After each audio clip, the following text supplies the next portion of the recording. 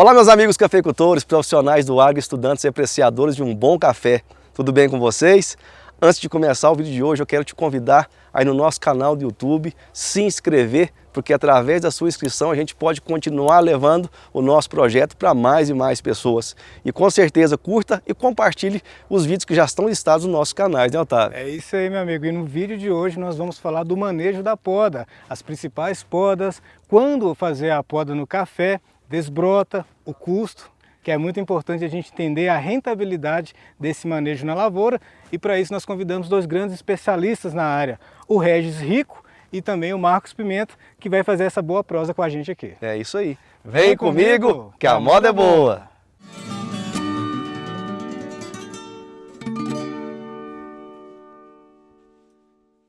Bom, pessoal, então para falar desse assunto, né, de grande valia, principalmente na atual conjuntura que a cafeicultura vem passando nesse período pós-geada, nós convidamos dois consultores renomados com uma vasta experiência na cafeicultura e para falar sobre poda para a gente, que é o Regis Rico e o meu amigo Marcos Pimenta. Obrigado, viu, Marcos, por ter aceitado o nosso convite. Nós que agradecemos. A gente sabe do tempo de vocês, é muito escasso, né? Cada visita que o Regis vem aqui na região do Triângulo Mineiro aqui é muito corrido, mas aceitaram de pronto esse convite que eu mais o Otávio fizemos, né, Otávio? Exatamente. E com certeza vai ser de grande valia, tanto para nós, consultores, quanto para você que está em casa também, entender um pouquinho mais sobre o manejo de poda, quais os tipos de poda que a cafeicultura preconiza hoje, que está sendo preconizado, o tempo e o momento correto de fazer essa poda no cafeeiro e o que essa poda realmente vai refletir no bolso do cafeicultor. Não é isso, Otávio? Exatamente, Léo. Nós teremos uma grande oportunidade de não apenas levar conhecimento para vocês, como também aprender, né? É isso aí. Ter a oportunidade de incrementar ainda mais o conhecimento nesse manejo que é tão importante para a longevidade da nossa cafeicultura. E para começar a explanação e para a gente começar a indagar também, começo com você, Regis. Mais uma vez, muito obrigado pela sua participação. E aqui a gente queria entender, da sua experiência, toda a sua bagagem que você tem e traz para nós aqui hoje, falar um pouquinho sobre esse manejo, que parece simples, mas é muito complexo, né, Regis? Sim. Primeiro, obrigado pela oportunidade, parabéns a vocês. O programa está muito abrangente, está sendo muito importante para a cafeicultura brasileira também. Obrigado. As pessoas têm visto com muito bons olhos as chamadas, isso é muito importante, soma muito, e a gente também está aqui para aprender. Tá? A gente, no campo, somos todos alunos, né? Exatamente. Então, mas a poda realmente, até um certo tempo, passou a ser um monstro, né? Todo mundo com muito medo de poda. E a gente trabalha com grupos que nos cobram muito com relação ao retorno da poda, entendendo que poda no ano subsequente, se a safra é zero, né? Toda poda a gente entende que dá zero. No outro ano a gente precisava vir com muito café, então a gente começou a ser muito cobrado com relação ao retorno da poda. Então não pode vir com 30, 40, 50 sacos, ela precisa vir com muito mais café, porque eu tenho duas contas para pagar. Entendi. Né? Então a gente se baseou num trabalho de 1985, onde foram feitos vários ensaios de poda, e a gente trabalha já na Alta Mogiana há muitos anos no sistema de safra zero. A região talvez tenha a mais velha no sistema de safra zero, mais de 30 anos, tem lavouras com mais de 30 anos de safra zero. E onde colhe poda. Todo ano tem lavouras pares e lavouras ímpares, né? Onde a gente vai buscar o máximo de eficiência, o máximo de performance no retorno da poda. Então, a gente acaba tendo que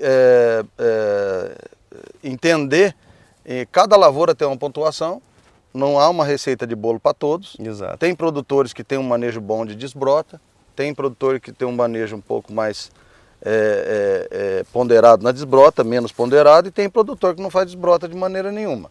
Então, não existe uma receita de bolo, é muito difícil contextualizar sobre poda sem olhar a lavoura. É lógico. Né? E a cada lavoura é uma surpresa, na verdade. Com certeza. E quais os tipos de poda existem na cafeicultura hoje, preconizados pela RR Consultoria hoje? Olha, a gente sempre fala o seguinte, poda na lateral, só para a gente entender o que nós estamos falando, poda sempre é rama e decote sempre altura, né?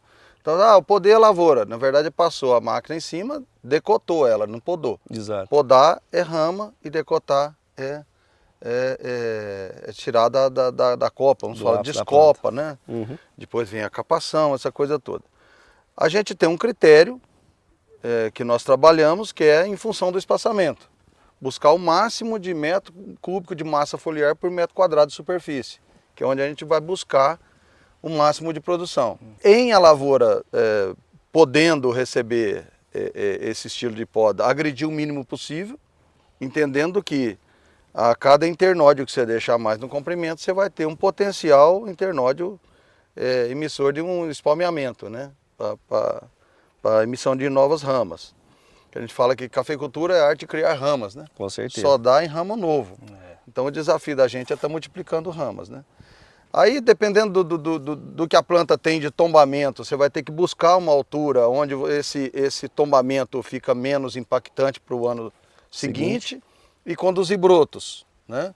Aí você tem que nomear brotos e conduzir. Entendi. E quando a lavoura já não oferece mais, está muito multicaule desde de baixo, a gente já não tem como sair fora de uma recepa, né? E uma dúvida recorrente também, Regis, em relação ao esqueletamento da lavoura, como eu devo fazer o esqueletamento da lavoura e como eu devo avaliar a minha lavoura para fazer esse esqueletamento? Porque, como eu disse, o pessoal antigamente cortava muito perto, hoje a gente está espaçando mais a nossa preconização aqui no Cerrado, principalmente. As lavouras a gente tem, né, como a gente sabe que a lavoura tem que ter uma reserva, a gente vai espaçando ainda mais o ramo.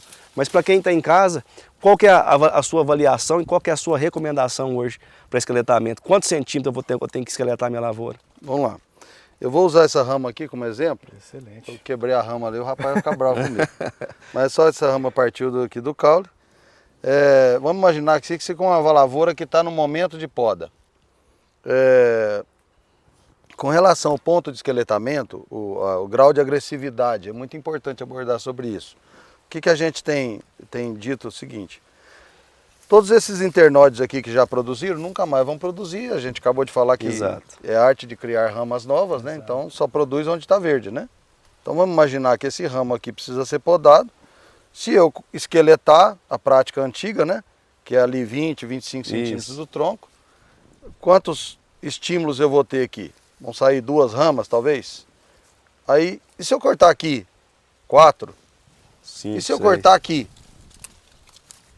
6, 8?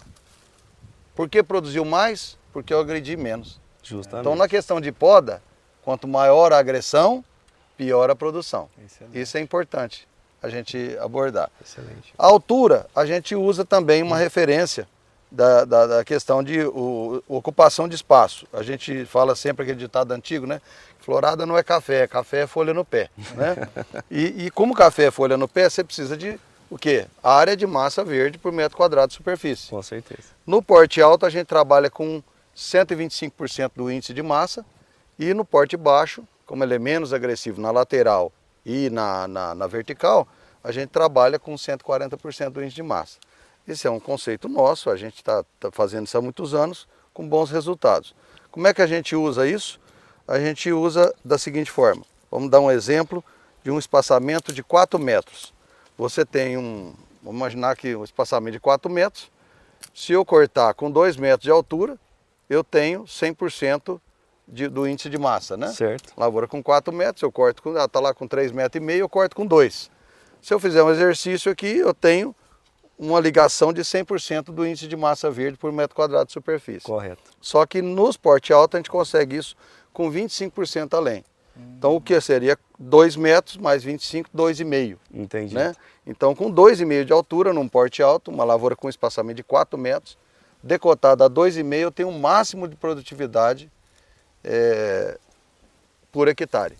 E um catuai nesse nível seria 2,80, né? 2 mais 40%, 2,80. Fazendo o mínimo de agressividade na lateral. Logicamente, considerando que tem que fazer uma leitura da lavoura, né? Cada lavoura é de uma maneira, não é uma regra para tudo.